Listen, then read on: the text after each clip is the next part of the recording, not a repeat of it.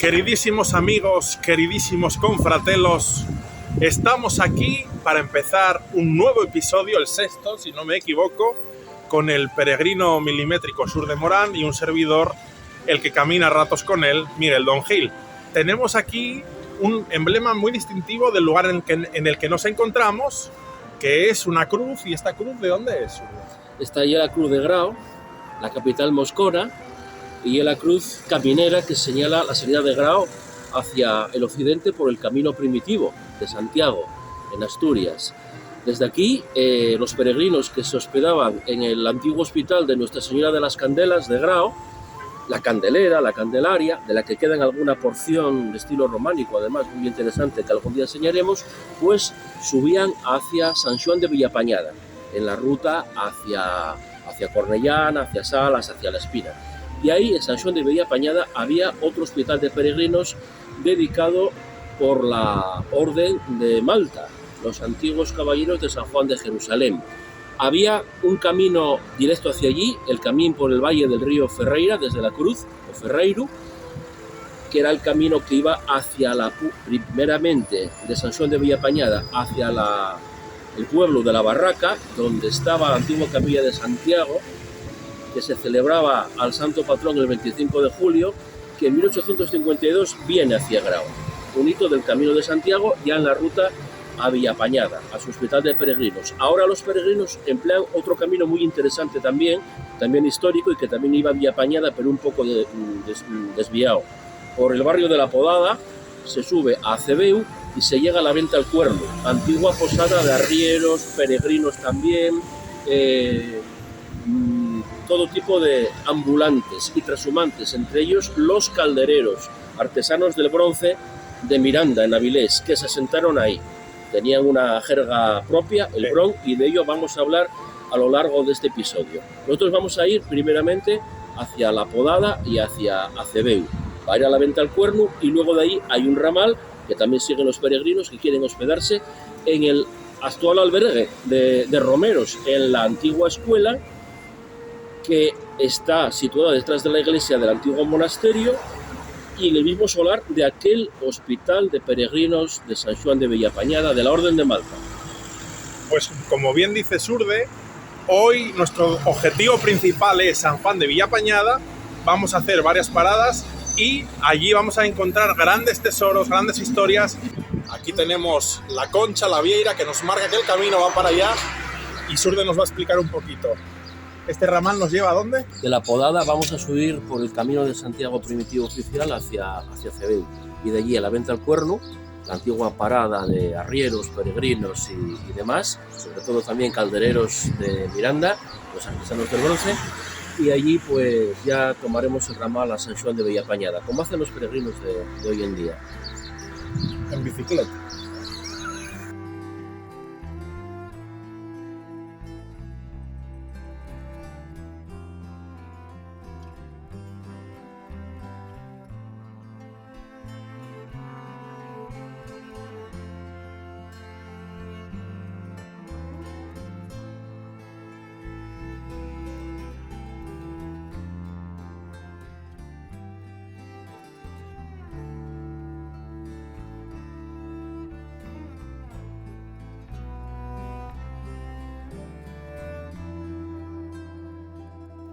Aquí nos desviamos un poco del camino, pasa por ahí abajo para que veáis en perspectiva esta zona del barrio de Acebeu, donde se asentaron varios de los caldereros de Miranda, que se fueron,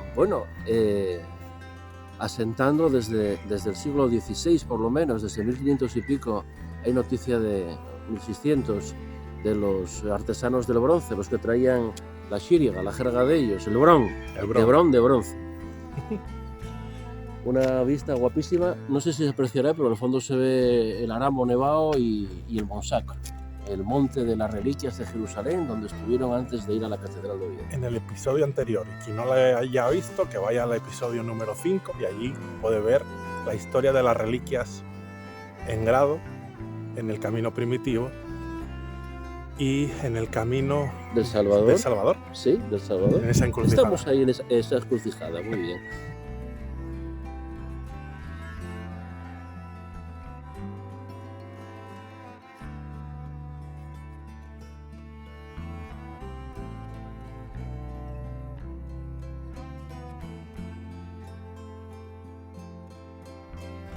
Bueno, Miguel, pues llegamos a la vista de la barraca, porque subía el camino antiguo desde la Cruz de Grau, la barraca de arriba, pasaba el río por el valle, por el puente de la Capilla de Santiago.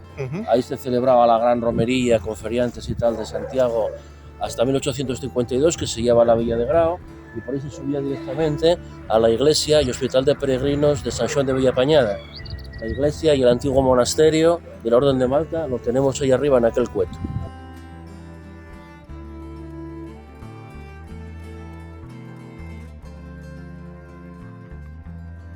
Ahí tenemos los montes por donde viene el Camín Real de la Mesa, desde el puerto de la Mesa, antigua vía de entrada en Asturias muy importante. Y ahí tenemos también pues, los montes de Curueza o Curuoza, donde hay un castro. Tenemos, aunque no se ve el santuario del Fresno, las tabernas y una zona que está justo encima de ese santuario que da paso hacia Cornellana, separación entre los valles del Nalón, que son estos, y los del Narcea, al occidente, las Asturias de Oviedo, las Asturias de Tineo, más acá el Pico Tablas y aquí el Pico La Forca, donde hay una cantera. Aquí era donde se decía que algún malvado comendador o prior o alguien de la Orden de Malta había puesto una horca para castigar a los que eran un poco levantiscos. Lo que hay es un castro, Astur, localizado. Se investigó ya en los años 60-70 por José Manuel González, aunque está pendiente, como tantos otros, de estudios más serios y excavaciones arqueológicas. El castro está relacionado con una estela que apareció al otro lado, en la zona de las Dorigas, de la hija de Talabo. Una estela ya del tiempo de los romanos, pero con muchísima esencia astur, ¿no? La forma de los nombres que aparecen ahí y tal, la hija de Talabo. Uno de los documentos epigráficos más importantes de Asturias, relacionado con esos castros que nos dan a entender que estos caminos ya eran pues atravesados por gente desde miles y miles de años atrás.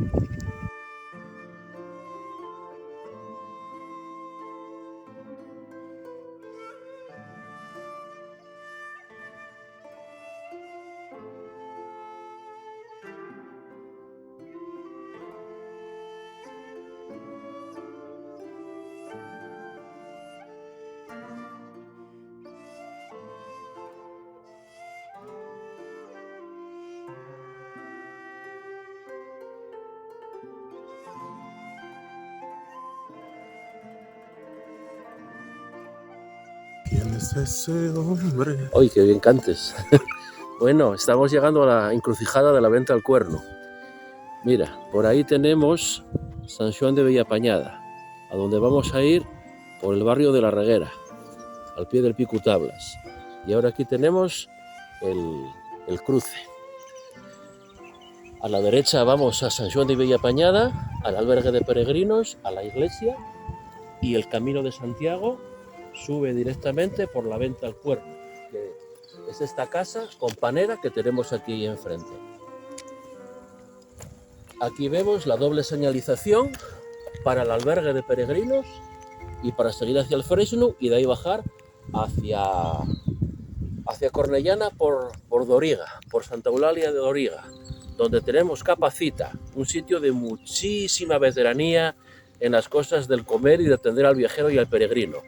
Camín Real, por la zona del Fresno, que era llamada la Ruta del Estraperlo, porque era alternativa a la carretera, la Zona Nacional 634, en los tiempos, bueno, de posguerra y demás crisis. Por ahí salía, bueno, pues un poco la ruta del contrabando, que es ahora el Camino de Santiago, el Camín Real, que aquí tenía también una bifurcación, porque algunos antiguos iban por Cabruñana, de los antiguos peregrinos de los tiempos históricos, y hoy en día en Cabruñana también hay un albergue de peregrinos. Estas fueron también las rutas de peregrinos, viajeros, arrieros y demás, y de invasores. A estas fueron las entradas y salidas del famoso Mariscal Ney hacia Grau.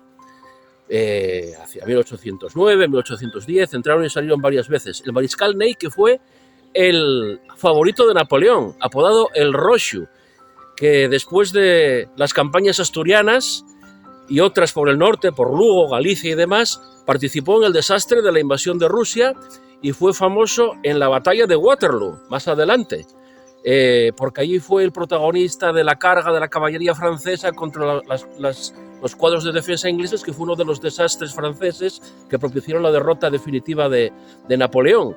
Que además el Rochu, el mariscal Ney, fue condenado a muerte por Luis XVIII, porque cuando abdica por primera vez Napoleón, tras los desastres de Rusia y otros, y se va a la isla de Elba, él se mantiene fiel, se vuelve a poner fiel al nuevo rey, a Luis XVIII, pero luego lo traiciona. Es el que va a detener a Napoleón cuando desembarca de Elba, a hacerse con el poder, con el encargo de matarlo o lo que fuese, y se une a él con sus tropas. Luego participa en ese desastre de Waterloo y luego es condenado a muerte por fusilamiento por Luis XVIII, una vez que Napoleón es derrotado en Waterloo y es el destierro definitivo a Santa Elena. Y esta es la historia del camino y del mariscal Ney. Vamos a ir ya hasta la guerra napoleónica.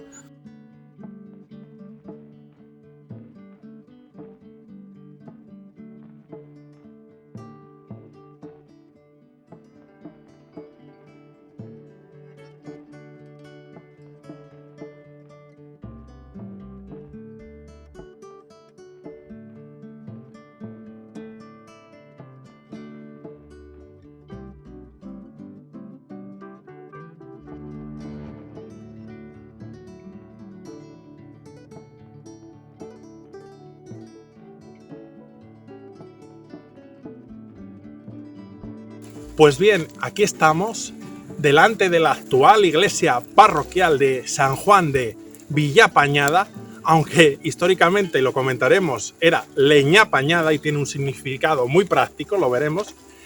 Y esta iglesia, con esta extensión lateral, era la iglesia y el monasterio convento de los caballeros de la Orden de San Juan de Jerusalén, Rodas y Malta. ¿Y qué hacían aquí, en este lugar perdido del mundo, los caballeros de la Orden? Pues es muy interesante y os lo voy a explicar. La Orden de San Juan de Jerusalén nace en el tiempo de las Cruzadas para proteger a los peregrinos que van a Tierra Santa a venerar los santos lugares. Entonces ellos desde el origen se dedican a la protección de peregrinos. Cuando la Orden es expulsada porque los musulmanes expulsan a los cristianos de Tierra Santa, ellos se van a dedicar a su mismo cometido en otros lugares. La sede de la Orden pasa a Chipre y a Rodas en sucesivos momentos a lo largo de su historia, y ellos van a dedicarse en otros lugares de la cristiandad a defender, proteger, atender a los peregrinos. En este caso, aquí en Asturias, en el concejo actual de Grado, en San Juan de Villapañada, ellos establecen un albergue hospital para la atención de peregrinos, además de su monasterio, que es este. Y aquí van a estar los caballeros, desde el siglo XIII hasta el siglo XIX. Lo interesante aquí es que se van a dedicar a eso, a atender a los peregrinos. Es su principal motivación. Inicialmente van a estar unas freiras, en el siglo XIII. Lo que ocurre es que las freiras, dado que este lugar pues era un poco peligroso, los peregrinos eran asaltados, les robaban por el camino, llaman a los frailes de la Orden y les piden que hacen. Entonces ellas abandonan el lugar. Un poco después ya vienen los caballeros para, venir, y como ellos ya son caballeros, pues se dedican a proteger de forma más efectiva el lugar. Pero lo que hacen es una cosa muy inteligente. Como este era un lugar muy despoblado, lo que van a hacer es, por un precio muy pequeño, van a alquilar los terrenos a campesinos que por lo barato del terreno van a venir y van a asentar sus casas. Y entonces, como empieza a haber una población en torno a San Juan de Villapañada, y como ya es un lugar poblado, esto hace que sea un lugar más seguro y ya no sufren ataques. Y van a estar los caballeros, como digo, hasta el siglo XIX. Inclusive el concepto de los señoríos, porque tenemos que tener en cuenta que esto era un señorío jurisdiccional de la Orden. ¿Qué era esto? Que en este territorio el rey, por concesión, daba la jurisdicción, la administración de justicia, todo a la Orden. No dependía de Grao ni de No dependía nadie. de nada. Esto hace que el superior de la Orden fuese, digamos, la autoridad aquí. Aquí era un territorio, por tanto, que si venía, por ejemplo, algún huido de la justicia, de Grao o de algún otro lado, y entraba en la jurisdicción de la Orden, automáticamente quedaba protegido. Podía venir aquí Puigdemont. A veces decían en ciertos sitios que eran los señores de soga y cuchillo. No era que estuviesen siempre colgando ni acuchillando, necesariamente. Algunos sí, hubo comendadores aquí un poco más cañeros. Fray Nicolás de Ortuza en el siglo XVIII. Exacto. Sino que era porque aplicaban justicia y regimiento, ¿no? Que es ley, y regimiento es como decir ayuntamiento propio, que ahí tuvieron su ayuntamiento, cárcel, donde era el monasterio. Luego pasó a rectoral. Una vez que el señorío jurisdiccional se disuelve, porque a nivel de toda España se van a disolver en el siglo XIX, en 1821 lo que tenemos es que aquí, en el mismo solar de la iglesia y del monasterio, se va a establecer el ayuntamiento constitucional de San Juan de Villapañada. Lo que pasa es que solo está vigente de 1821 hasta 1827, porque en el 27 se disuelven como tal los señoríos jurisdiccionales. ¿Qué pasa?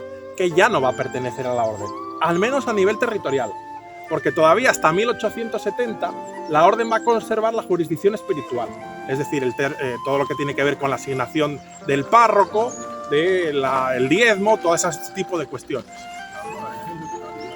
Pasa, Domingo, el hospitalero. ¡Métale un tiro! Domingo, ponte para allá, que nos tapes la iglesia. Sigue, Miguel. Álvaro, me da pena por ti, porque te vas a mojar. Ah, bueno. ¿Dónde?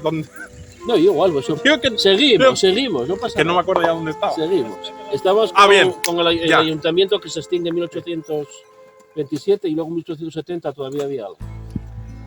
En 1870 se acaba la jurisdicción eclesiástica inclusive y ya no hay ninguna vinculación de la orden con este lugar. Pero sí que a nivel simbólico el lugar va a quedar vinculado fuertemente, y de eso sabe también bien Surde, con el camino, porque en este lugar va a ser desde la salida en Oviedo, en el camino primitivo, la primera parada en el camino hacia Santiago va a ser en San Juan de Villapañada, donde hay un albergue que lo veremos en próximos minutos, que es el recuerdo histórico de esa vinculación fuerte de San Juan de Villapañada y sus caballeros con el Camino de Santiago. Y hay que decir que cuando se habla, ¿había templarios en Asturias? Sí, no, es muy raro ver evidencias. En el único lugar donde no se puede afirmar, pero pudiera ser, porque yo no he visto documentos originales, es que se dice que, pero es un poco tradición casi oral, que la Orden de San Juan se establece aquí porque es la heredera de la Orden del Temple cuando se disuelve y se le dan todos sus bienes. Esto es cierto. Y se dice que aquí, antes que llegar la Orden de San Juan de Jerusalén en el siglo XIII, estaban los caballeros templarios. Hay escritos al respecto, pero yo no he visto ninguna fuente primaria, pero pudiera ser que aquí sí hubiesen estado los afamados caballeros templarios. Un lugar hermosísimo a nivel espiritual, histórico. A nivel del peregrinaje, aquí tenemos también a los caldereros con el bron, que esa jerga, ese idioma propio. Es un lugar de encanto que tenéis que venir a conocer para peregrinar, para orar o para el buen estar. El nombre originario era San Juan de Leñapañada. En el siglo XVIII es más o menos cuando se cambia de Leñapañada a Villapañada. Y Leñapañada se debe al tema de los impuestos. Hay que decir que vivir en la jurisdicción de la orden era más económico que vivir en otros lugares para los campesinos. ¿Por qué? Porque en razón de la jurisdicción, en razón del señorío, el impuesto que pagaban era, en este caso, muy bajo. En concreto, era la cantidad de leña recogida o leña pañada que se entregaba un carro al comendador de la orden. Y de ese término, de esa leña recogida, leña pañada, San Juan por la orden y Leñapañada por... Y muy importante, había también un tributo como de roble que en Navidad se llamaba el anataliegu, que es una antigua costumbre que existe en gran parte de Europa occidental, solo que en Asturias se perdió muchísimo. El árbol de la Navidad, un tronco, que era como tributo, pero también era ofrenda. Por ejemplo, en Cataluña, lo del tronco de Navidad, que ahora lo caracterizan un poco como adorno, como el árbol o más, está plenamente vigente y en otros sitios también. Y es una costumbre, pues la verdad, muy ancestral, muy perdida, pero que en otras latitudes sí se conserva algo de aquella reminiscencia del tronco, el nataliegu, anataliegu y demás. Y también tenemos que decir que no vamos a estar allí porque es otra ubicación, pero en Asturias la orden va a tener otro señorío que es el de San Juan de Arenas, en el actual concejo de Siero, que está también protegiendo el camino. Y que no se nos olvide, en el primitivo, por lo menos así cerca, en 2 sitios más, en Afonsagrada, Padrón, y pasando de Afonsagrada en Paradabella. Por esa zona aparece también la orden.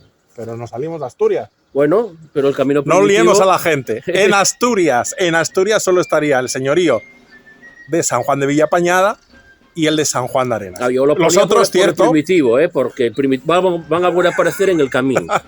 Que era más importante de lo que a veces se piensa. Entonces vemos como la orden está aquí y ese señorío de San Juan de Arenas en Siero, casi no hay vestigios, solo es la iglesia, y era más pequeño. Inclusive no tenían que pagar nada en concepto de señorío. O sea, no habían impuesto y era mucho más pequeño, e inclusive ya en el siglo XIX, cuando todavía depende jurisdiccionalmente de la orden, estos dos señoríos, allí el párroco no residía ni siquiera en el señorío, venía de fuera. O sea, vemos ya el tamaño tan pequeño que tenía el señorío y la población de San Juan de Arenas. Y esta iglesia sería ya del siglo XVIII, por lo menos, porque antes había una medieval, románica incluso, se dice. Cierto, tenemos que tener en cuenta que la construcción del siglo XIII, en la parte del monasterio, la iglesia y el hospital, era una construcción anterior que luego se construyó encima, ya en época moderna. Y esta construcción ya es de época moderna.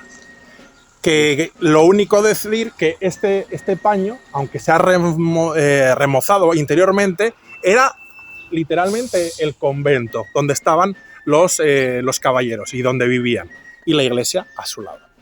Ahora nos vamos para adentro. La Cruz de Malta,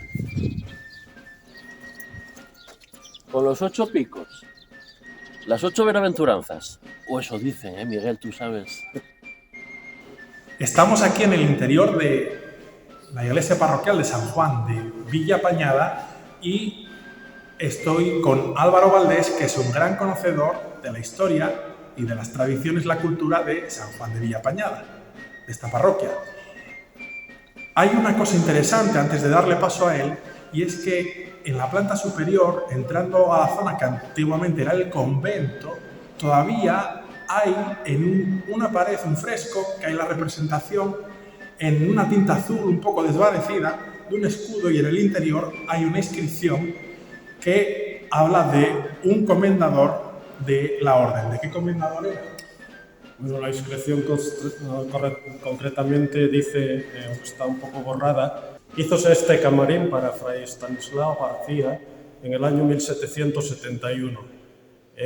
Forma parte del antiguo monasterio y en donde estaban situados, digamos, los camarines donde dormían los freires, los frailes que en aquella época había aquí, que nunca fue un monasterio muy numeroso, pudieron ser 4 o 5 freires los que hubo aquí en su momento. Bueno, todos los conventos y monasterios de Asturias, fueran de la orden o no, eran pequeñitos en número, pero bueno, eso es cosa de la región. Y pequeñitos en altura, porque yo estaba por ahí ahora mismo y debían ser de 1,50 como mucho. Sí, unas celdas, bueno, muy como era la orden, una orden de piedad, de recogimiento y de entrega a los peregrinos, pues tenía que estar presente esa sobriedad para dar ejemplo. Aunque en el interior está pues muy reformada y muy cuidada, pero bueno, no hay nada, digamos así, histórico que se conserve en el interior. Pero sí que hay una cosa interesante que me comentó Álvaro, y es que en el subsuelo, aunque ahora está adoquinado bastante nuevo, etcétera, en el subsuelo tenemos, o se cree que hay, algunos enterramientos. ¿Y de quiénes son esos enterramientos? Sí, tenemos constancia de esos enterramientos porque en los libros parroquiales que están en el archivo parroquial de Grado, pues se recogen distintos comendadores de la orden que vivieron aquí, murieron aquí, se enterraron aquí, y además queda reflejado siempre enterramiento, lado de la epístola, fila tercera, lado del Evangelio, fila cuarta, fila tal, es decir, que hay constancia de sus enterramientos aquí. El número de ellos, pues en las partidas que encontramos puede ser 4 o 5 los que haya, pero sí que estuvieron enterrados. Lo que pasa es que, como tú dices, aquí hubo muchas reformas a lo largo de los años y de los siglos, a que este suelo era primero de tabla, después se reformó así, y no sé si en su día hubiera alguna lápida o una cosa, pero de eso no tenemos constancia. Lo que tenemos constancia es que realmente sí esos enterramientos están aquí y los hubo. Bueno, entonces podemos dar fe de que estamos pisando a los comendadores sin mala quererlo. intención. Pues eso es muy interesante. Y luego hablaba yo de que lo que es la parroquia de San Juan de Villapañada tiene muchas tradiciones y muchas cosas que son autóctonas y propias. En esta zona estaban los caldereros. Para la gente que hoy en día igual no dice calderero, ¿qué es eso? ¿Qué hacían los caldereros? Que lo entienda todo el mundo.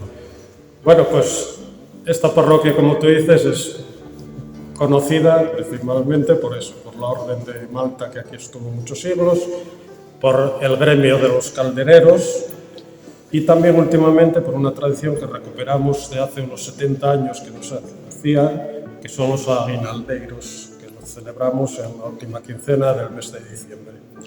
Respecto a los caldereros, bueno, pues los caldereros tienen su tradición en Miranda, en Avilés, donde sí se trabajó este tema, unos cursos gremiales, a los cuales asistimos. ¿Y cómo llegaron aquí esos caldereros? Pues tenían como dos rutas, digamos, de trabajo, una hacia Castilla y otra siguiendo el camino primitivo, bien por la costa, bien por el interior. Y aquí se da la casualidad que, aunque ya hay constancia escrita también de que siempre hubo algún calderero, pero en esos libros parroquiales sí encontramos dos caldereros de Miranda de Avilés, que se casan aquí con dos hermanas de un pueblo que está al lado que se llama La Lina, y que supongo que aquí seguiría esa descendencia porque luego, en años posteriores, todavía encontramos un apellido que es muy característico de ellos, que es Fernández Alú. ¿A qué se dedicaban?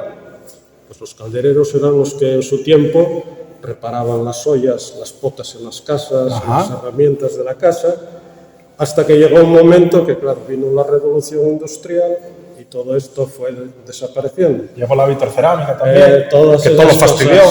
Pero sí hubo un calderero, además, del pueblo de Acebeo, que conservamos un libro, la zona por la que salía toda muy amplia, de Valle Salcedo, hasta Cornellana, y donde ponía todas sus anotaciones de lo que vendían, de lo que traficaban, aquello de tanto vendido, tanto fiambrado. Es decir, tanto vendido, tanto prestado que te cobro a la próxima vez que vuelva por aquí. Y ocurrió otra cosa más curiosa. Llega la revolución industrial, desaparecen estos caldereros, pero aquí siempre hubo mucha tradición y la sigue habiendo de los tratantes de ganado. Y ellos siguieron hablando el bron. Y entonces en sus tratos con los que vendían, con los que compraban, cuando iban a dar luego a echar la partida, las chusmosas, estofate, no sé qué, palabras que ellos empleaban y siguieron hablando esa jerga del bron. Mira, vamos a practicar el bron. Pero no me insultes, ¿eh?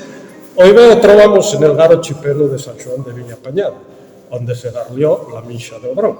Supongo que te enterarías de todo. Por supuesto. Algo de San Xoán de Villapañada y algo de la misa del Bron. Pero ¿qué origen tiene el Bron? ¿De dónde viene? ¿Cuándo surge? Pues ahí es lo que comentábamos, el Bron, y de hecho hay varios libros publicados por José Manuel Feito, que fuera párroco de Miranda, en Avilés, donde luego hubo allí una escuela del Bron y todo, porque luego se encontraban que, claro, tenían un vocabulario además de la gente que todavía, como aquí, había gente hace años, y gracias que se recopiló, que tenían un vocabulario, que decían palabras que muchas veces ya no se acordaban. Vamos a la piltra. La piltra, pero es una cosa que por aquí la oía, sí quiere decir que nos vamos a la cama, la piltra era la cama. O el moscardo, el bigote, o la gallarda, el amuleto del tratante, y las cortosas, las tijeras. Entonces esa tradición y el origen está en Miranda, en Avilés, que es donde surgieron ese gremio de los caldereros. Y está la palabra de Xagó, que puede tener que ver con Santiago. Tiene dos significados. Por una parte, amigo, camarada, Xagó, somos los que tomamos la procesión, y por otro, Santiago. Xagó viene a ser el camino de Santiago. Y bron, la palabra bron, que suena tan mal, suena... Todo negociante, y hoy en día seguimos, bueno, cada uno mira su parte, cómo te vendo, cómo te tal, si puedo ganar algo. Pues bron en sí, la palabra significa engaño. es decir, pero un engaño malicioso en tal, sino negociar. ¿Cómo puedo negociar yo en tal? Mutil, quilla la Maura Sheva. El calderero le decía al mutil, que era el ayudante, esta olla que me trajo esta señora, esta pota, tiene un agujerín ahí, pero hazle tú sin que se dé cuenta uno mayor, porque así en vez de repararla, vamos a venderle una nueva. Entonces, mutil, quilla la Maura Sheva. Tú has recogido todas esas palabras en un libro que hiciste. Yo creo que es el único libro más específico que hay sobre el tema. ¿O hay alguna otra publicación? Hay esta publicación en Miranda, en Avilés, de José Manuel Feito, y luego aquí hicimos el primer libro, que es de 2008, y luego hicimos otro en 2010, Miradas, que se recogió un poco también toda la historia de San Juan, de los molinos, de la música que hubo en este pueblo, porque nuestra orquesta es aquí de música.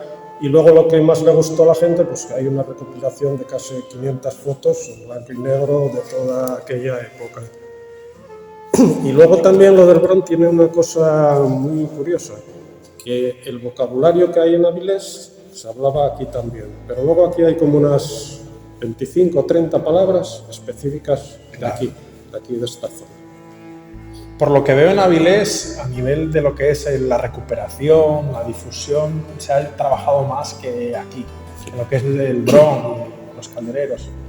Allí crearon, de hecho, una escuela gremial, una escuela para aprender el Bron, porque había gente mayor que sabía las palabras, e incluso, claro, dijeron, vale, esto lo hablaban hace años aquí, pero ¿cómo se dicen hoy palabras de hoy? ¿Cómo se dice televisión? ¿Cómo se dice avión? Y entonces esa gente que sabía las otras palabras, pues yo creo que la televisión pues tiene que ser la maquinariosa de Garliá, es decir, la máquina que habla. O el avión, pues la maquinariosa de Alturiá, la máquina que va por el cielo. Y así una serie de palabras en el ordenador, la maquinariosa de Algarabeñá, es decir, la máquina de escribir. Y así Sí. se completó mucho más el vocabulario respecto a cosas de hoy en día.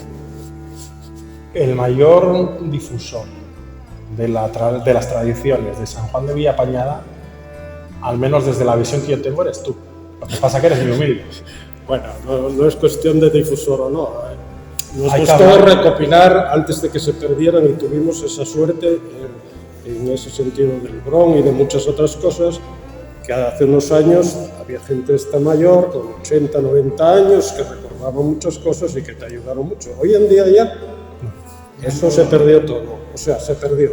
Nadie te va a decir, sí, puedes oír alguna palabra o tal, pero si en su momento no se hubiera recogido todas estas cosas, aquí y en otros sitios creo que pasará lo mismo. Pues había un grupo de personas, es curioso las cosas a veces como surgen.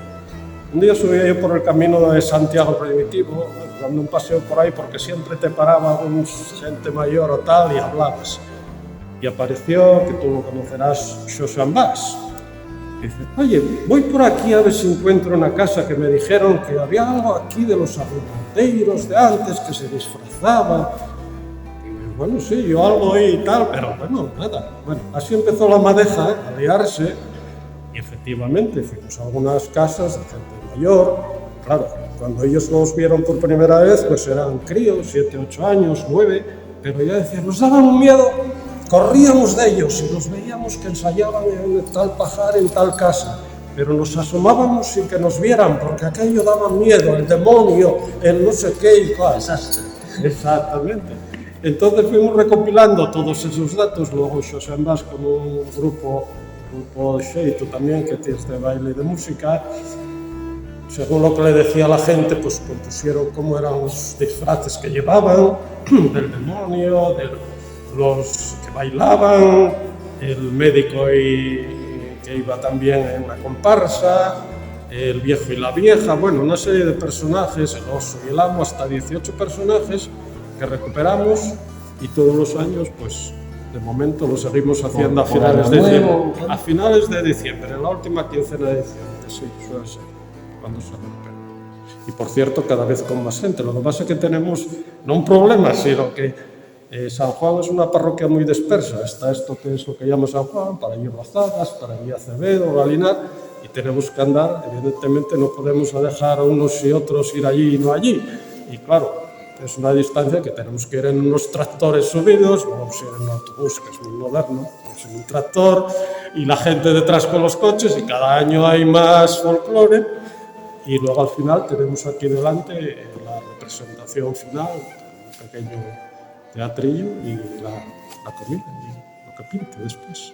Una procesión cultural. Una procesión cultural por todo el pueblo. Las mascaradas de invierno. Exacto, sí. Porque antes se decían los antiguos, Antroxu ya el día de Navidad, que ya empezaba el tema de mascaritarse, enmascararse, armar espolín, cuerda, ruido y de todo. Bueno, yo creo que todo lo que había por recuperar en San Juan de Villapañada está recuperado. Bueno, nunca se sabe. Siempre puede aparecer alguna cosa nueva. Pues la verdad que... Los templarios, y que están ahí, no estuvieron Yo más no soy muy partidario de esa teoría. Otra cosa es que los caballeros de Manta sí absorbieron luego todas las bienes o tal que tenían los templarios, eso sí, pero que antiguamente y primero, como tú dices, yo hay un texto que diga esto aquí, pero incluso hay muchas veces que hay una confusión de mucha gente que oyes hablar de demás y dice, sí, en San Juan estuvieron los templarios y demás. Podemos decir cada uno con los padres. Pues yo creo, suerte, que de aquí ya nos vamos a la caminando a la Verga, ¿no? Que Y nos espera Domingo. Sucesor directo del antiguo hospital de peregrinos, que estaba además ahí atrás. Entonces Domingo tiene que ser el último templario, algo así. No sé, el primero.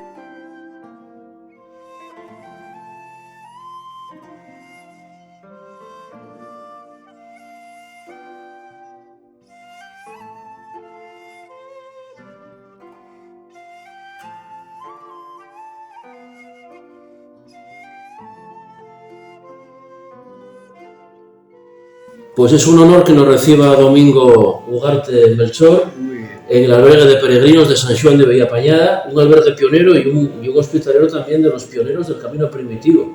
Bueno, hoy en día igual soy el último, queda poca gente delante de mí, la verdad. ¿Cuándo empezaste de hospitalero? En el 2008. Y luego, pues bueno, quedan los que 4 de antiguos porque ha ido la gente está unos años y luego se cansa y cambia. Pero bueno, así todo todavía queda, por ejemplo, la Asociación de Oviedo, que esa ya lleva muchísimos años, y que se llama Asturlonesa. Y luego, pues hombre, queda el de Tineo, se llama Laureano, y bueno, alguno más por ahí, pero no mucha gente más. Porque antes que tú había un hospitalero aquí. Aquí enfrente hay una casa ahí que vivía Polvo, que era el que realmente empezó aquí con esto, porque cuando Fraga dieron aquellas subvenciones y tal para que los ayuntamientos se hicieran con locales para montar lo de los peregrinos, pues entonces cada ayuntamiento procuró coger un local porque cobrarían sus dineros, y entonces la mayoría de los ayuntamientos cogieron las antiguas escuelas que ya se estaban casi cayendo para darle una utilidad. Entonces este señor vivía aquí enfrente, y antes nadie quería saber nada con los peregrinos, se les veía como hippies, con mochilas, que tal, y muy sudados y con mucha porquería porque no se bañaban mucho, la verdad, porque tampoco había ríos, no había ríos, exactamente. Entonces vino el ayuntamiento y le preguntó que si no tal, y dijo no, que él tenía el ganado, que buena que gana tenía el de historias y tal. Y le dijo el ayuntamiento, hombre, tú lo coges y te dejamos una llave y cuando venga alguien le das la llave y que entre. Y bueno, así el hombre empezó y tal, y bueno, y así todo, agradecidos a él muchos, porque ha habido gente que ha dormido hasta en casa de él, porque a lo mejor era en pleno invierno y estaba esto como una nevera, y los llevaba para ir para casa de él y allí dormían los colocaba allí en la cocina, que tenía cocina de esas de leña y de carbón, y dormían allí, pero cantidad de veces que dormió gente allí en su casa. Y eso sería allá por el año Pues 93, el Xacobeo 93 o por ahí. Él estuvo 15 años, o sea que ya empezó, ¿no? Cuando Fraga montó lo del Xacobeo, exactamente. Sí, el 93, que esa fue la primera vez que hice el camino primitivo y dormimos en Cornellana, pero en la ribera del Narcea, y bañámonos en el río con un poco de jabón que llevábamos en la mochila. Sí, que había muy poca gente. Cenamos ahí en un chigrín muy guapo y ya de noche pues no seguimos, dormimos aquí a la vera del río. Porque el del monasterio, que también hay albergue, era la fiesta. Y eso iba a durar, entonces ahí donde el río estábamos más apartados. Bueno, anda, pues muy bien. Domingo, ¿y cómo empezaste? ¿Por qué empezaste tú de hospitalero? ¿Por qué cogiste el relevo? ¿Tenías alguna inquietud? Pues sí, a mí el Camino de Santiago siempre me gustó mucho, ¿eh? Y siempre me había llamado. Entonces yo venía por aquí, cogía amistad con Leopoldo, que se llama Leopoldo, y entonces venía por aquí, daba una vuelta, lo venía a saludar, venía a ver aquí a los peregrinos y tal y cual. Y entonces en un momento dado vine un día y estaba todo lleno de basura, las bolsas, y mira dónde está el contenedor ahí a la puerta, pero nadie se dignaba a tirar la basura ni nada. Aquí estaba con el colero. Entonces, coño, bajaste ahí y dije yo, coño, ¿cómo tenéis aquí toda la basura y tal? ¿No está Poldo? Y dice, no, es que aquí no hay nadie porque dicen que está en el hospital, que tal y que cual el hospitalero, y aquí no hay nadie. Bueno, bajé al día siguiente al ayuntamiento y hablé con la de turismo y con la concejala, con el concejal, que era el concejal, y dijo, pues sí, ya nos han dicho que fue para el hospital, pero claro, ¿qué pasa? Que nadie quiere venir, nadie quería venir a atender el albergue, entonces no tenemos a quién mandar, porque nadie quiere ir. Y entonces, bueno, dije, bueno, a mí si me dais el sello y para poder sellarlos y un sitio donde anotar, porque hay que llevar un control de la gente que pasaba, digo yo, bueno, yo voy ahí media hora, una hora todos los días, y le tomo, dije yo, pero el paisano ya tenía 80 años, le dije yo, mira, yo no tengo inconveniente en hacerlo, pero el día que venga este hombre para casa, yo lo dejo, porque yo trabajaba de transportista y había 10 días que salía muy tarde. Entonces dijo, vale, nada, con que nos ayudes ahora que mientras esté Poldo malo, nos vale. Cuanto mal a eso que él empezó a ir para atrás, hasta que falleció. Y entonces cuando falleció, pues le dije oye, mira a ver, porque ya, yo no puedo dedicarme a esto. Y dijo, hombre, si quisieras quédate, solo ibas allí, que te tal, porque es que nadie va a querer ir y no tenemos a quién mandar. Bueno, dije, bueno, pues nada, ya iré allí un par de horas, y nada, y así empecé poco a poco y cada día más. Y bueno, luego influyó también mucho que tuve un infarto también, estuve casi un año de baja, y entonces en ese tiempo pues también te vas encarrilando, digamos, la vida de otra forma, y bueno, aquí acabé quedando. Además esta escuela es de las antiguas, ¿no? De los años 20 o sí, señor, por ahí. Aquí viene mucha gente ya mayor, ahora ya menos, porque cada día quedan menos, y me decían, mira, esta parte porque está dividido en dos. Uno era la parte de las niñas y otro el de los niños. Si vos fijasteis, tiene dos puertas grandes, una de un lado y otro de otro. Y aquí venían, pues nada, toda la parroquia. Todos los pueblos de alrededor venían aquí. ¿Y el maestro vivía aquí o vivía en alguna casa? Eso ya no sé decirte. Yo he visto, eso lo sabría Álvaro, porque yo es de aquí de abajo de una casa. Pero yo he visto fotografías que se ponen por ahí, a lo mejor cuando hay exposiciones, y había cantidad de guajes con una maestra y un maestro. Tenían las fotos aquí delante de sacada, y con mucha gente.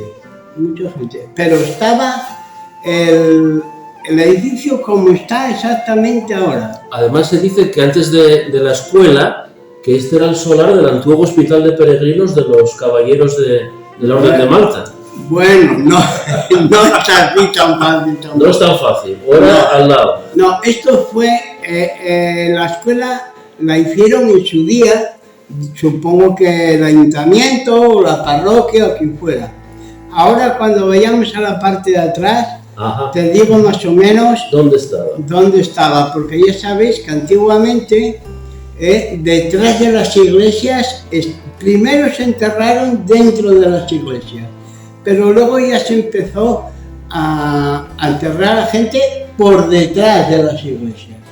Entonces aquí ha habido, y hay, porque nadie los ha sacado, enterramientos, que ya os enseñaré yo ahí, que cuando vine yo aquí, pues todavía existían, aunque te parezca mentira, todavía había nichos, tapados con unas argamasas, como si fueran losas, pero de argamasa.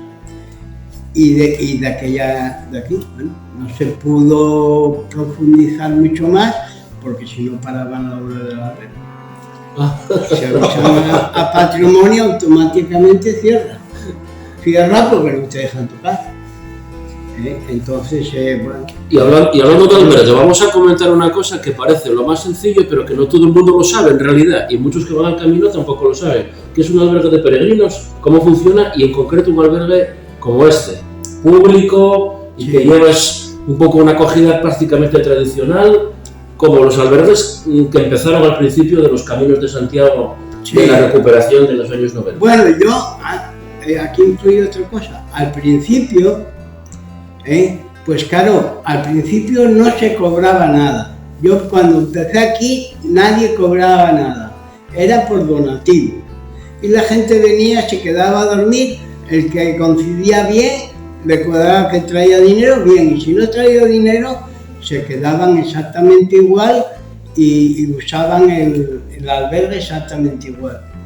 De donativo luego ya se pasó a los 3 euros y ha ido subiendo poco a poco, pero bueno, hoy en día son 7,50, si lo vas a ver, no va a ningún lado, pero bueno. Y el que busca algo más barato, hombre, se parece, y que nos avise. No. Y que nos avise, porque sería un descubrimiento. Pero el albergue también evolucionó, porque ahora hay cocina, bueno, hay algo de comida, si alguien no trae. Atiende, eso lo suelo traer.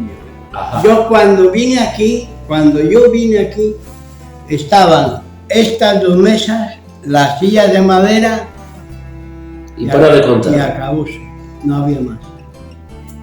Y luego y la habitación. ¿Y baño o algo? Sí, hombre, había un baño, pero éramos obligados, había baños, pero cuidado, que en aquella época tenía muy poca gente termos. El que quisiera ducharse se tenía que duchar con agua fría. En verano todavía, pero de invierno pasaba tu Dios de duchar. Como los vikingos, en agua del cielo. Así era. ¿Y cómo funciona? Un peregrino llega aquí y bueno, ¿qué hace? Pues mira, lo primero tenemos un horario para evitar yo al no vivir aquí, pues no puedo que me estén llamando continuamente, viniendo y yendo 40 veces. Entonces, tenemos el horario. A partir del mediodía, el que quiera comer en Grao, y el que quiera traer algo para comer, lo puede preparar aquí porque tenemos cocina. Y menaje y de todo. Entonces, pues la gente viene, normalmente después de comer, y traen algo para la cena.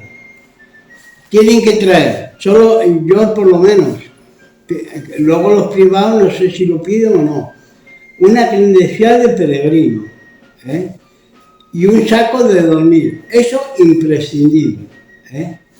Y luego, pues bueno, cada uno trae su mochila, tal. Ese saco de dormir es el seguro de vida del peregrino. A veces se pregunta... Sí, señor.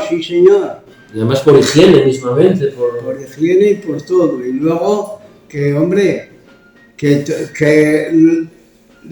lo que es el mundillo del peregrino, eso los albergues. Está muy bien quedarte en los privados, tener donde ir a comer y tal y cual, pero claro, esta es la única diferencia que tiene, pues que queda un poco, no hay ni bares ni tiendas aquí en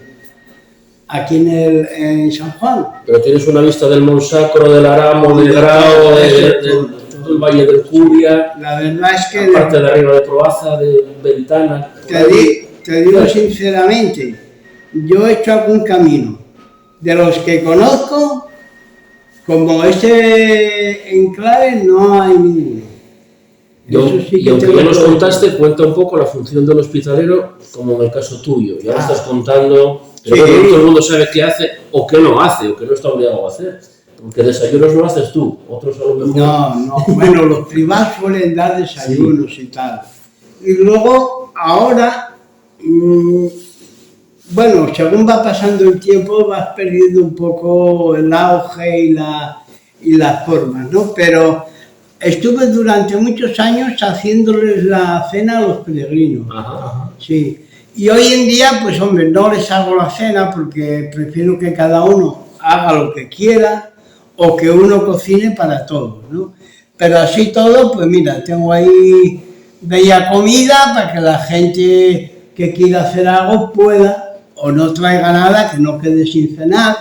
Tengo algo de latería, el vino, la cerveza. Bueno, son pequeños detalles que si llegas aquí y no encuentras nada, dices, bueno, ¿yo aquí qué hago?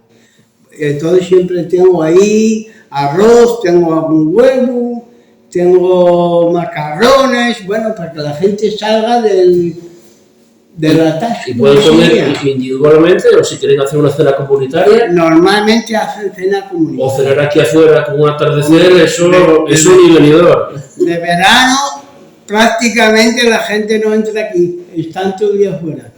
Toda la tarde ahí comen, hay meriendan, hay todo. Sí, afuera está estupendo. Y bueno, nada, luego poco a poco, pues yo fui trayendo poco a poco un día, mira, ese mueble lo iban a tirar allí en el ayuntamiento, y fui aquel día yo por allí y coño, que lo iban a romper, que lo iban a tirar todo, digo, no, para, que yo llevo, bueno, este mueble lo traje yo, luego había un fregadero de lavar la ropa también, y aquí no había donde lavar la ropa, y también lo traje para ahí, para que la gente pudiera lavar la ropa. Bueno, se ha ido arreglando, que la gente cree, vienen los peregrinos y creen que esto siempre ha estado igual. Yo aquí, y luego teníamos una cama aquí, una litera. A la entrada. Sí, y tuve que quitarla porque era la discordia. Sí, porque todo el mundo se quería poner ahí. Porque claro, estabas aquí en el mogollón, pero los franceses les gusta irse muy temprano para la cama, Entonces ellos eran los primeros que cogían esa cama, porque ellos es de echarse muy temprano y marchar muy temprano. Pero claro, echábanse y luego ya ellos una vez que se echaban ya querían que se apagara la luz, que la gente fuera para la cama. A las 8 de la tarde. A las 8 y la gente, claro, ya no quería. Entonces, claro, todos los días había problemas con la dichosa cama. Digo, a tomar por culo la cama, la cogí y la quité. ¿Tienes alguna anécdota más así? ¿Alguna anécdota así tan guapa como esa, de estos años? Sí, bueno, hay... No se pueden contar a lo mejor. Sí, contar todo, sí, todo se pueden contar. Hombre, qué sé yo, hombre, no sé qué decirte, hay de todo, pero vamos, se pueden contar. ¿Tuviste reconocimientos de peregrinos? Sí, hombre, mucha gente tenía... Bueno, ya ahora no pongo el libro ese de las firmas, que la gente ponía, porque tengo más de media docena ahí en casa, de esos grandes, de tal, y ya me aburrí ya no anduve comprando más, porque tengo un montón de ellos. Pero sí, siempre escribí a la gente, luego coges amistad con mucha gente, con todo, con los cristaleros, con todo el mundo. Y luego conoces gente pues de todo el mundo, sí, indudablemente. ¿Y te defiendes con el inglés y todo esto? No, pero entiende todo el mundo. Todo el mundo quiere a beber, a comer, eso lo entiende tu Dios. ¿Verdad o mentira? Claro, sí, vaya. Es la lengua franca del camino en este momento. ¿Eh? Es la lengua franca del camino, que es la lengua de... Exactamente. Y luego mucha gente, coño, es que tenéis que aprender inglés. Digo, sí, claro, inglés, alemán, todos los idiomas. Voy a aprender. Chino, mandarín, chino, cantonés, coreano. Digo, oye, poniendo buena voluntad por las dos partes, se entiende todo el mundo. ¿Y cómo ves la evolución del camino estos años que llevas aquí, el camino, los peregrinos? Bueno, te digo una cosa, cuando yo empecé realmente me gustaba mucho porque realmente había ambiente peregrino. El que venía a hacer el camino era peregrino. Y hoy en día pues ya voy un poco cansado. Bueno, la prueba la tienes, que ha marchado mucha gente del camino. También han venido los privados, han venido gente y tal. Pero los auténticos hospitaleros que tal, a esos se han ido marchando. O sea, el que empezó con todo fue Alejandro. ¿Te acuerdas de Alejandro? El de Bodalaya. Alex. Luego lo sustituyó David, que ahora se ha marchado también. Y mucha gente se ha ido yendo porque no es lo que tú realmente buscabas o lo que realmente era antes el peregrinar. Hoy en día peregrinar en Santiago muy poca gente. Solo hay un país que hoy en día guarda, digamos, eso, que es los polacos. Porque a raíz de que tuvieron al Papa, pues ahí ha sido, y bueno, muchísimos. Es más, tienen hasta un albergue muy grande en Santiago, los polacos. Sí, en Monte de Gozo. Sí, ahí en Monte de Gozo. Entonces, ¿el peregrino hoy en día parece más un turista? Bueno, hay mucho turista. Es que, hombre, hay que reconocer que la tentación es muy grande. A mí me llama mucha gente. Y te dicen, oiga, está abierto, hay esto, hay lo otro, hay lo más allá. Sí. Entonces todo le dice, bueno, ¿y cuánto vale? 7,50. Joder, nada más que dice 7,50 ya no te preguntan más. Les vale ya como sea. Y entonces, claro, el precio les parece a todo el mundo bien. Entonces, bueno, mira, me ha llamado estos días una familia que van a venir 7. Digo, ¿pero 7 cuánto? No, es que llevamos los niños. Hombre, unos niños en un camino de Santiago, la verdad, si ya son granducos todavía, ahora pequeños, claro, ¿qué pasa? Pues hombre, que la gente se separa, tiene que llevar al hijo un mes cada uno, y dicen, coño, pues la mujer ahora con la que vivo no congenia mucho, coño, pues los voy a llevar. Y los sacan para el camino de Santiago, que los aguante el hospitalero. Porque es así, luego los chavales no tienen nada que decir de ellos porque son niños. Pero bueno, brincando por encima de las camas, bueno, de todo, hay de todo. Domingo, ¿y te ves con ganas de seguir unos cuantos años más? ¿O tienes algún relevo, alguien que te ayude? Porque no estarás todos los días. Sí, yo. ¿Sí? Viene mi mujer a ayudarme cuando hay que... Bueno, cuando hay mucha gente, pues viene, me echa una mano, pues para todo, para hacer las camas, para limpiar, para fregar. Pero bueno, normalmente no habiendo mucha gente, normalmente yo me basto. Además ahora mi mujer tampoco puede, porque tenemos ya a sus padres muy mayores y no dispone de mucho tiempo. Pero bueno, también la única que me ayuda, la mujer. Que bueno, no es mucho de la verga, si dijera que lo dejara mañana me da para adelante, Pero bueno, te voy a contar otra cosa.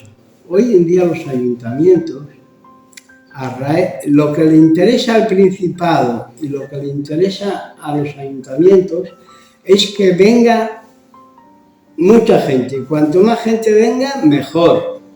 Si vienen para el camino, bien. Si vienen para otra cosa, igual. Ellos lo que quieren es que se mueva la gente. Dice la gente, no, aquí no hay nada que hacer. Bueno, no hay nada que hacer cuando estás limpio y no hay gente. Pero hay que venir, hay que cambiar las sábanas, limpiar, barrer, fregar. Aquí cuando hay 20 personas, cuando marchan, queda patas arriba todo. Porque la gente lo que quiere es llegar por la mañana, lavarse, tomar un café y pirar. Si antes se aquí no queda nadie. Que Peregrino lo dejase todo como lo encontró, pero eso ya sí, no suele ocurrir, ¿no? Hombre, eso había alguno antes que lo hacía, pero ahora vamos, ahora ni de coña. Sí. Así que esto que tenemos aquí, Domingo, Esto era cementerio. era cementerio. Y es, porque realmente los cuerpos ahí estarán, ¿no? Y eran como si fueran nichos, pero en el suelo, ¿no? Así mira, verticales, sí, así. en esta así. dirección. Y bueno, todavía algo, claro, tapamos, pero bueno, algunos todavía quedan. ¿Hay alguna inscripción o algo que se pueda...? Nada, ahí no había nada. Prueba esto. Esto estaba sujetando como las sepulturas. Coge, ¿verdad? Me cago en... Esto pesa como unos 15. Pero ya ves, pues esto estaba para dividir los nichos. Digo los nichos, los enterramientos. Y luego esto, no sé qué, tiene que ser eso, una pieza de eso, ¿cómo se llama? De calderería. Sí. Porque esto no está hueco por dentro. Eso es hierro fundido y es sólido. Sí. Efectivamente. Pues mira por dónde. Y vosotros habéis venido antes ahí. Ah, Era donde sí. estaban las Hemos estado pinturas. ahí arriba, sí, Era cierto. donde estaban las pinturas. Y luego esto... que Esta es la no- parte trasera de esa extensión de la iglesia que yo comentaba antes, que era la zona del conventual de los caballeros de la Orden de Malta, no del templo. Exactamente. Y esa parte, bueno, que aquí de atrás está Sí, un poco era la caída, etcétera, esa parte es la parte trasera de esa zona conventual.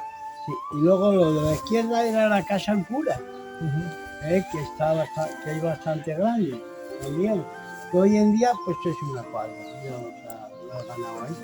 Vino una chica extranjera y resulta que yo, no viniendo nadie, pues cierro la puerta. Cierro la puerta y resulta que bueno, me llama un peregrino que venía y tal, y vine a abrirle. Pero ya era de noche. Le abrí la puerta, metióse para adentro y tal.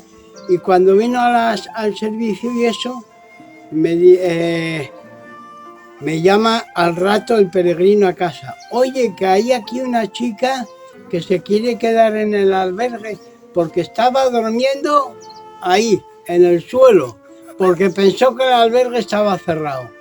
Y entonces no me llamó ni nada. Y estaba con ese colchón que tengo ahí, lo echó ahí y estaba durmiendo ahí sin saber que el albergue estaba abierto. Y al sentir la luz y al otro peregrino, se levantó y ya vio que gracias a eso quedóse dentro del albergue. Pues yo creo, Surde, que después de esta gran exposición que nos ha hecho Domingo, a mí me está entrando hambre. La parte gastronómica. Sí, la parte que es fundamental para mí, el otro quita. No se puede pensar en la inmensidad del ser con el estómago vacío. Solo decía Siddhartha, Buda o algo de estos. Y también se dice, no solo de camino vive el peregrino. Sino también de vino. Pan y vino y si hay alguna fabaduca. Pues también. vámonos para allá, venga. Aquí estamos comiendo. Tan guapamente, un arroz caldoso. Arroz con marisco. Pues sí, salimos de San Juan de Villapañada, subimos al Fresno, bajamos a Doriga por la zona de San Marcelo, San Marciello, La Reaz, con ese molín tan guapo que hay en el río de La Reaz, y llegamos a Doriga, Capacita, parada en Capacita, y ya aquí en Cornellana, en Casa Dani, tomando el menú del currante, pelegrín y no pelegrín, y camionero y viajante, y albañil, y ingeniero y soldador y lo que sea, aquí a comer el mismo menú, Miguel. Y luego vamos a echar un ojo al monasterio de Cornellana. Para tenerlo así en mente para la próxima. Y aquí desde el monasterio de San Salvador de Cornellana que está en plena restauración, brilla y luce hermosamente. Como nunca. Nos despedimos Surde y yo hasta un próximo episodio, no sabemos todavía dónde. Nos encontraremos en los caminos con historia en una 7ª edición y allí nos veremos. ¿Te parece, Surde? Tan guapamente. Hasta luego. Tayurín.